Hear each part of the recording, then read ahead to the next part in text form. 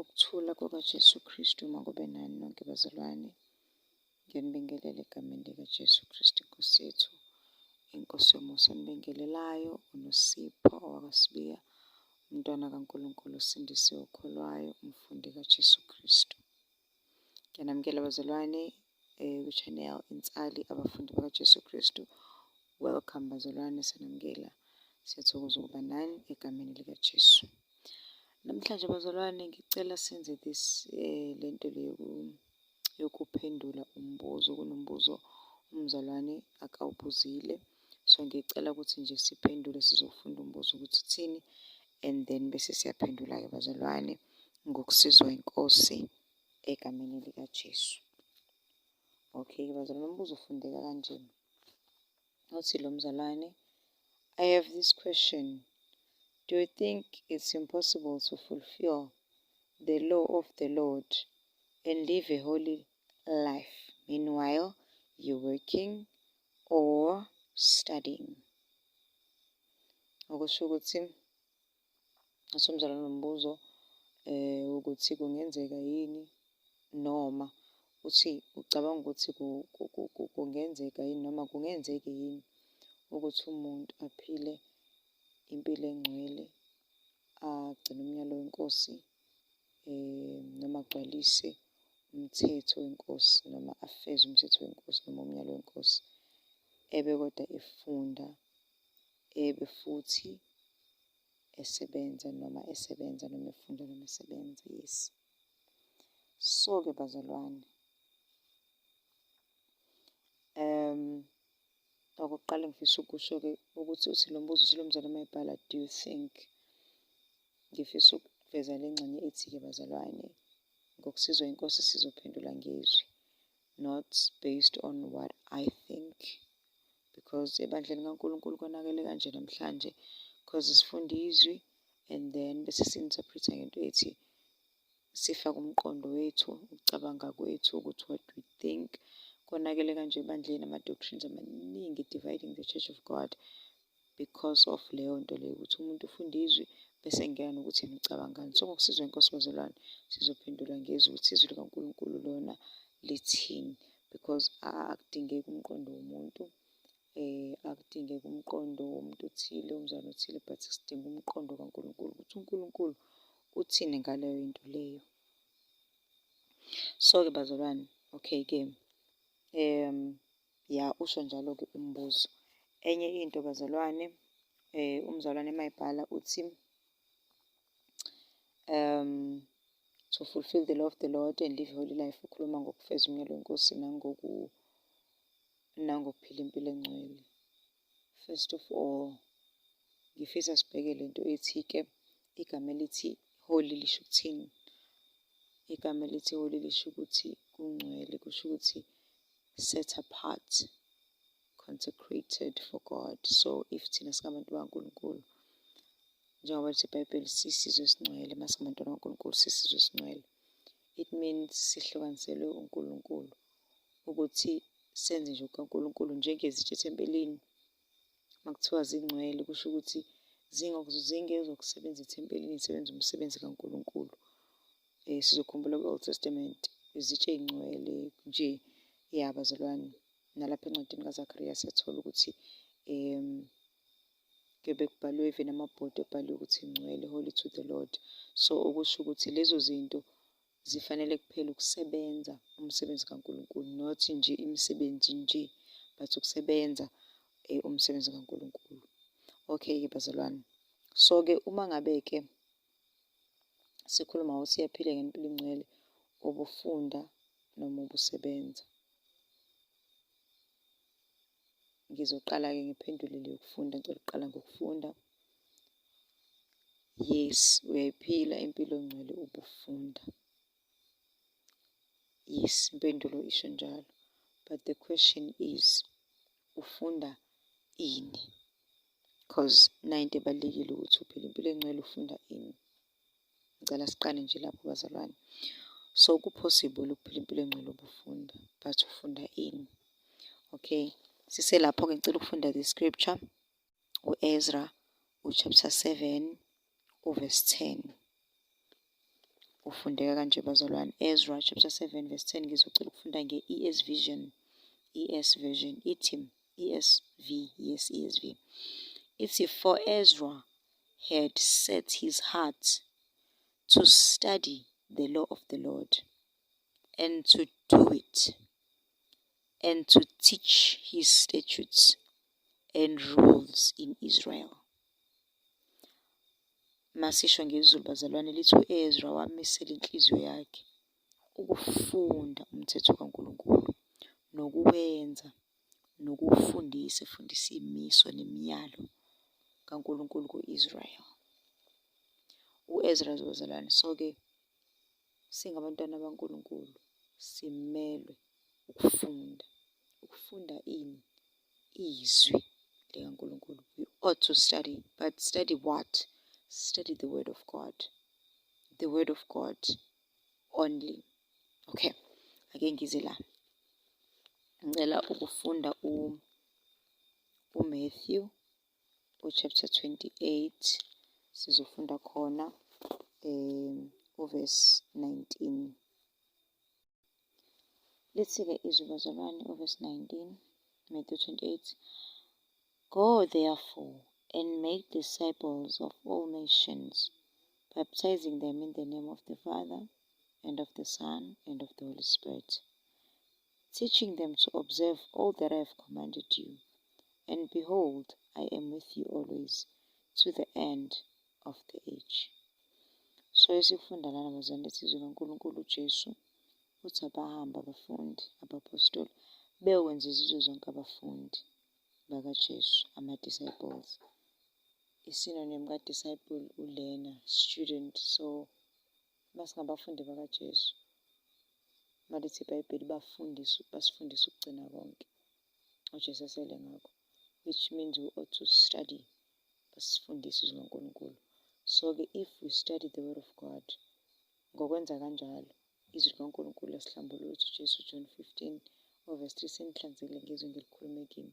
Masifunde izwi likaNkulunkulu lasihlambulula, lasingcolisa, siphile impilo engcwele, masilenze. Lithi iBhayibheli u-Ezra wawufunda umthetho kaNkulunkulu, wawuphila, wawenza, and then wafundisa ngawo ka-Israel. So-ke uma ngabe silifunda izwi likaNkulunkulu then bese siyaliphila, ilona-ke senza sibe ngcwele. So-ke masifunda izwi likaNkulunkulu, if we study the word of God, siba ngcwele. Ngalana-ke uma ngabe-ke umzalwane efunda okwezwe, efunda izinto zalelizwe, because ukufunda kuhlukene kabili. Khona ukufunda embusweni kaNkulunkulu bese kwakhona ukufunda ezweni. Ezweni-ke bona befunda, is it possible yini? Is it possible ukuthi baphile impilo engcwele umuntu efunda izinto zalelizwe?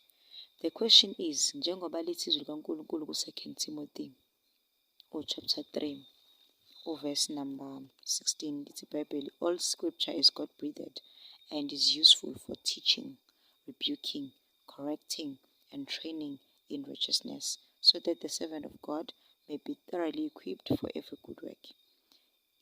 Imbhalo yonke eyizwi likaNkulunkulu is God-breathed, iphefumulelwe uNkulunkulu. uNkulunkulu ephefumulele. iBhayibheli sifunda izwi likaNkulunkulu, uNkulunkulu ephefumulele. Uyena uNkulunkulu who inspired the writers, abapostoli, abaprofethi bebhala. Uthi umbuzo, lezi ncwadi-ke ey'funda ezweni, ey'koleni zalelizwe, ama-universities, the question is, ubani ozibhalile? Impendulo ithi abantu. Inspired by who? Ba-inspirishwe yimuphi umoya? Baze babhale nje lezo ncwadi, imuphi umoya baphethe?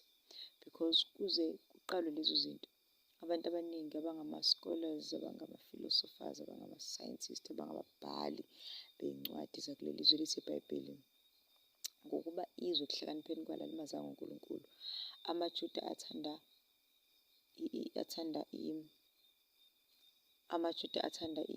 iy'mangaliso, ethanda iy'mangaliso. Ama-Greeks wona ethanda i-wisdom. So ama-Greeks ilawa aqhamuka khona abo-Epicureans, because babethanda ukucubungula, bethanda ukucwaninga izinto. Babengafuni ukwamukela ukuthi uNkulunkulu udala izulu nomhlaba. So bona they want to discover ukuthi umhlaba udaleke kanjani, umuntu udaleke kanjani, iplanethi kanjani. They want to discover those things. So-ke they ba-research lezo zinto, bacubungula, and kule wisdom yabo abamazanga uNkulunkulu. abantu abahlakaniphile abama-scholars babhilivela ekuthenini into umuntu onama-5 senses uyabona, uya-taste, uyasmela, uyezwa and all that. Into uma ungayiboni ungayithesti ungayizwa ayi-exist. So-ke abantu they try to find ama-answers ngomhlaba ukuphila but bengamfuni uNkulunkulu, bengacingi uNkulunkulu. So they came about those books, babhala phansi lezo ncwadi. That is why ababhali umuntu uma kuthiwa ufunda isayensi, imathi, kuthathwa njengokuthi uhlakaniphile. And then bacubungula ukuthi umzimba womuntu usebenza kanjani, ihlahla isebenza kanjani, nature isebenza kanjani. Bacubungula lezo zinto simply because they don't believe in God. They don't wanna believe lokho izwe likubhalile. Yonke impendulo ekhona izweni ukuthi umhlaba udale kanjani, uqhamuka kanjani. But bona they want their own answers. And then base ba-research and then they came about bathola ama-discoveries. Lawo ma-discoveries bakhuluma indaba zo-species and all that, ama-discoveries. And then base bayibhala phansi lezi zinto abayidiscavile. Abanye babo aboMendel, abo-Lamarck, abo-Charles Darwin, abobani baba lo law of gravitational force, abo-Newton. And then they came about ukuthi izinto zenzeka kanjani, baqhamuka nama-discoveries. And then bayibhala phansi lezo zinto. Bayibhala phansi saseyifundiswa iy'ngane esikoleni. So iy'ngane mayihleli esikoleni ifunda umqondo womuntu. Umuntu ongamfuni uJesu, ongamfuni uNkulunkulu. Umuntu oyikholelwa kwabanye uNkulunkulu, omunye ongakholwa ongathi uNkulunkulu akekho. So lezi ncwadi zi-inspirishwe ubani? Zi-inspirishwe umoya wesitha ephikisa indaba kaNkulunkulu. That's why kwaze kwafika khona u-theory of evolution. Yonke lama-theories akhona agcwele umhlaba, afundwe ey'koleni, afundwe ema-universities. Zonke lezo zinto ziwuqonda umuntu. So umuntu uma ebhizi-ke uthi umbuzo-ke lokhu ukuthi uhleli umntwana kaNkulunkulu, ufunda amazwi abantu, ufunda amazwi, ufundiswa umuntu ofundisa amazwi abantu, awufundisa izwi kaNkulunkulu elikwenza ube ngcwele. Lokho kukodwa akusiyo isenzo sobungcwele because ukuba ngcwele is to be set apart for God. So for the fact ukuthi ufunda into yomuntu, ucubungula into yomuntu, umqondo womuntu, ufunda kobo-L.O. ey'koleni ukuthi kumele abantu ba-prevent kanjani, ba-condomise, bahlele imindeni. Zonke lezo mfundiso y'kasathane, ukuhlela umndeni akukho biblical. Either ushadile noma awushadile, uma ungashadile vele ku-wrong ngokuthi vele uzofike lapho. Uma ushadile futhi nakhona ku-wrong because uNkulunkulu uvula vala isibeletho. So ukuhlela umndeni kufundiswa indaba indlalo zokuhlela umndeni, imijovo, amaphilisi, yonke leyo nto into eqhamuke nabantu. So-ke for the fact ukuthi ufunda lezo zinto zesitha, lokho akukwenzi ube ngcwele because ungumntwana kaNkulunkulu kodwa uhleli phansi ulalela izinto zesitha, ufundiswa izinto zesitha, iy'ndlela zababi. Lithi iBhayibheli ubusisiwe ungahlali endleleni yababi, ongema enkundleni yabakorodayo, ongema endleleni yezoni. So-ke uhleli phansi ufundiswa iy'ndlela zababi. Lokho kukodwa akusisi isenzo sokuthi umzali abe ngcwele. For nje lokho akasahleli ebungcweleni. So-ke it's impossible ukuthi ungathi ufunda izwi lomuntu, ufunda into yomuntu othi uNkulunkulu wakhe akekho uyamphika, ufunda into yomuntu othi wena wavela emfeneni, ngamanye amazwi imfene. That is why ebhedlela uma ngabe umuntu esegula kakhulu akusinkinga ukumqedela because vele it's just emfene, uyimfene nje, it's just a-ape. A human being is just an ape, there's nothing special ngayo. That's what they believe. So-ke lokho nje kukodwa ukuthi ufunda leyo nto, lokho kungcola, lawo manyala encithakalo kumenza ukuthi umntwana kaNkulunkulu angabi ngcwele because akasahlukaniselwe manje ukufunda ngezinto zikaNkulunkulu, zombuso kaNkulunkulu. Uthe ngapha ezweni embusweni kaNkulunkulu kodwa futhi usezweni. So-ke lokho kukodwa kumenza angabi sebungcwele nobupheleleyo. Okay-ke bazalwane, and then bese siyaqhubeka ukuthi-ke esebungcwele uyakhona nokuphila impilo engcwele noma feza umthetho wenkosi esesikoleni. Uthi iBhayibheli-ke, uthe uJesu lo la esifunde khona kuMathewu, nibafundise ukugcina konke ngenyala engako. The question is, umzalwane uphendukile wamamukela uJesu, yenziweni le command kuye ukuthi akafundise ukugcina konke uJesu akasele ngakho. Njengoba ehleli edeskini efunda imiqondo yabantu, umyalo kaKristu ukuthi afundise ukugcina konke uJesu asele ngakho wenziwa nini? Lithi iBhayibheli ibandla laqala lahlangana every day. Izenzo chapter 2, lahlangana every day from day to day. Izenzo chapter 2 verse 42 no verse 46 beyibophezela esifundisweni sabapostoli. So-ke lo muntu wamukela uJesu ngakusasa uyavuka esikoleni, Monday to Friday uya esikoleni, Saturday uphilela impilo yakhe, Sunday uya enkonzweni. wenziwa nini umyalo wenkosi ukufundiswa kwakho uJesu akasiyale ngakho.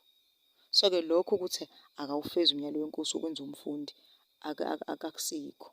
And then lo othi umfundisi wakhe noma umalusi noma umfundisi kuye uwenza nomyalo wenkosi othi fundisa izizwe ukugcina konke enginale ngakho. Ukwenza nini? Ukwenza izizwe abafundi bakaJesu, not abafundi be-matric, not abafundi besikole, not abafundi be-university, abafundi bakaJesu Kristu. So-ke ufeza nini lowo myalo-ke lo ohleli-ke yena-ke sesiyamuva-ke ufunda sesikulo osebenzayo. Uyasebenza othisha ufundisa zona lezi zinto zezwe.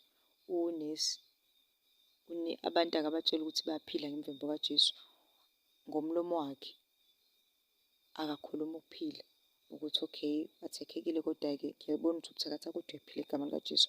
But unesi usebenza ukubatshela nje ukuthi wena uyagula, wena une-sugar diabetes, wena une-B_P, wena une-cancer, wena une-H_I_V. Umsebenzi wakhe nje ukutshela abantu indaba ezimbi ukuthi uyagula. Lithe iBhayibheli siphilisiwe. Noma umuntu umbona ukuthi athekekile but sikhuluma ukuphila, uyaphila ngegama likaJesu, you speak life. Lithe iBhayibheli ulimi, the power of life.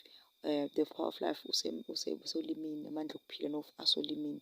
So kona ukhuluma ukuphila, unesi, udokotela, uphilela nje ukutshela abantu. Mase ubatshele futhi ukuthi bayagula, awubatsheli ukuthi themba igazi likaJesu, awubatsheli ukuthi thandaza, awubatsheli ukuthi hlambuluka vuma izono, awubatsheli ukuthi abaphenduke uNkulunkulu ophilayo, awubatsheli ukuthi uJesu wabafela, wafela izono zabo, wafela izifo zabo. Ubatshela ukuthi abaphuze amaphilisi. Ubuthakathi, udokotela, unesi. Umzalwane uyi-lawyer, uqamba amanga. Umzalwane uyi-journalist. Umsebenzi wakho nje ukuthutha iy'ndaba nje wena. Uvuka ekuseni ucabanga indaba ukuthi uzoyithola ngaphi, wehla wenyuka indaba, uyi-editor, yonke lento lena yalelizwe, imisebenzi yalelizwe. Ukuba ngcwele yini lokho, ukuthi utshela abantu, uhambe usaphula amakhondomu ey'koleni, utshela abantu ukuthi abakhondomayize umzalwane. Ukuhlukanisela uNkulunkulu. Uwenza nini umyalo kaNkulunkulu ukuthi asihambe sokwenza izizwe zonke abafundi? La bantu ade ubashumayeza mhlawumbe ngeSunday wabakhona ophendukayo. Uwenza nini umyalo ukuthi mfundiseke manje umenze umfundi njengebandla lakuqala every day, not ngeSunday kuphela. Nakhona ngeSunday kuyashunyayezwana nje, kuyadanswa nje, not teaching, ukufundisa umuntu. Because umuntu bese ephenduka udinga ukufundiswa, not ukushunyayezwa. Lokhu ashunyayezwa nje every Sunday uyashunyayezwa. So-ke for the sake ukuthi lo mzalwane uthi uyakholwa but wenza izinto zezwe, usebenza ebhenki, umsebenzi wakhe nje uthi iBhayibheli ungekhonza umamona, ungekhonza uNkulunkulu nomamona. Umsebenzi wakhe nje nokubala iy'mali, amarandi, amadola. Usebenza eku-advertise-eni kwikhampani, wenze i-advertising. Umsebenzi wakhe nje ukuthi enze abantu bahahe, bakhanuke, banganeliseki. Usebenza ukukhangisa iy'moto. Kumele umuntu ayibone ukuthi ile moto engihamba ngayo isiyabheda, kumele ngithole enye imoto entsha iphumile. Umsebenzi wakhe ukuthi atshale igridi ey'nhliziyweni zabantu, ngoba ama-advert enza lokho, atshale igridi ey'nhliziyweni zabantu. So uyasebenza kodwa umsebenzi wakho ukuthi utshale igridi ey'nhliziyweni zabantu, njalo unganeliseki. Umuntu unawo umuzi kodwa ngenxa yokuthi wena uya-advertise, uzomenza abone isidingo soku-extend ukuze athenge ngoba une-hardware. Uzomenza isidingo sokuthi athenge ngoba kodwa ebenazo izinto. So-ke usebenza kwikhampani, uyaphromote, uya-advertise, uqhamuka nama-strategies Monday to Friday. Umyalo wenkosi uwenza nini? So-ke for the sake ukuthi usebenza umsebenzi walelizwe, ukhonza umamona, umyalo kaKristu ukuthi akwenze izizwe abafundi, lo mzana akawenzi kodwa ubhizi nemisebenzi yalelizwe. Lokho kumenza ukuthi angabi ohlukanisela uNkulunkulu, kodwa ethi ngokaNkulunkulu aphinde enze okwezwe ngala. So akasahlukaniselwe lo muntu. That is not holiness, because holiness it's not only ukugqoka kahle, ukhava umzimba kuphela.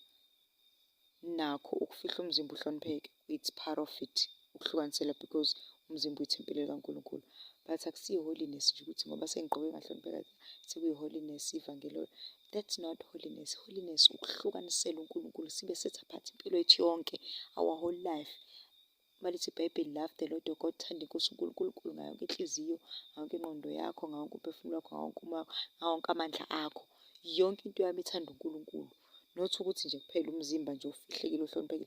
No, ingqondo yami, isikhathi sami, inhliziyo yami, uthando lwami, konke ngithanda uNkulunkulu, ngithanda uJesu Kristu ngakho.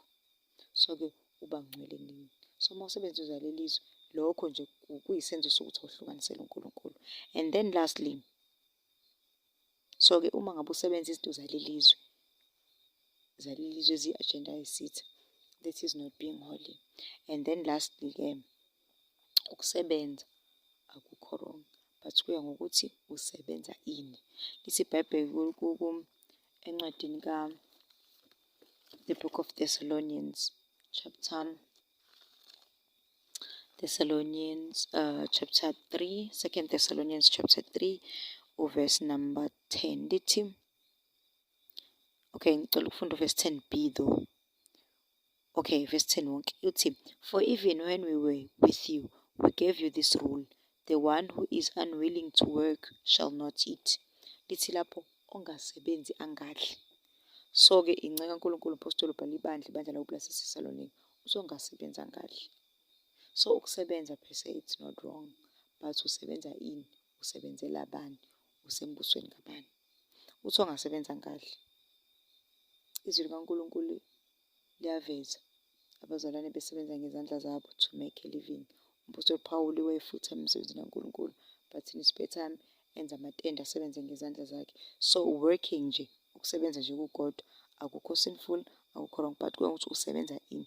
Akusho ukuthi ongaqashiwe angadli, akusho ukuthi ongasebenzeli uhulumeni angadli. No, ongasebenzi angadli, because uNkulunkulu umnikezile umuntu izandla. Ubaba kaJesu wayikhaphentha, umbazi. Abanye siyabathola izwi likaNkulunkulu bengabalimi, abanye bengabathungi, but not lokho kuhamba phambili ukuthi Monday to Friday wenza lokho. Umuntu enza umsebenzi kaNkulunkulu njengabo-leader, abodoka, wayesebenza ethunga, asebenza anikela abampofu, enze kahle kwabampofu. So ukusebenza per se akukho wrong, but usebenza ukumupha umbuso, usebenzela bani? So uvila abazalwane buyisono. uNkulunkulu akawathanda amavila. So masisembusweni kaNkulunkulu sishumela ivangeli, siyasebenza ngezandla zethu, senze okuthile ngezandla zethu, and then senze umyalo wenkosi, sibe ngcwele, sihlale ebungcweleni. Lokho akukho wrong, lokho akukho sinful. Uyakwazi ukuphila impilo engcwele ukusebenza kanjalo, but not ukusebenzela umbuso walelizwe, usebenza uqhube i-agenda kaSathane, wenze izinto ey'ngcolile zalelizwe. So-ke bazalwane, ngiyathemba umbuzo womzalwane uyaphenduleka. So we thought to share it with i-permission yakho umzalwane obuzile ukuthi we're gonna share it, because uthola ukuthi khona nomunye onawo lo mbuzo mhlawumbe ongakawubuzi. So-ke bazalwane, uJesu Kristu inkosi, siyajabula ukuba nani. Bazalwane sami boNkulunkulu, egameni likaJesu Kristu waseNazaretha. Uma ungazi usubscribe ku-channel, you can subscribe to the channel Intsali Abafundi bakaJesu Kristu YouTube channel. You can subscribe ngokuvuma kwenkosi nangokugcinwa inkosi, azoqhubeka abakhona amanye ama-audio noma amanye ama-teachings noma ama-videos ngokusizwa inkosi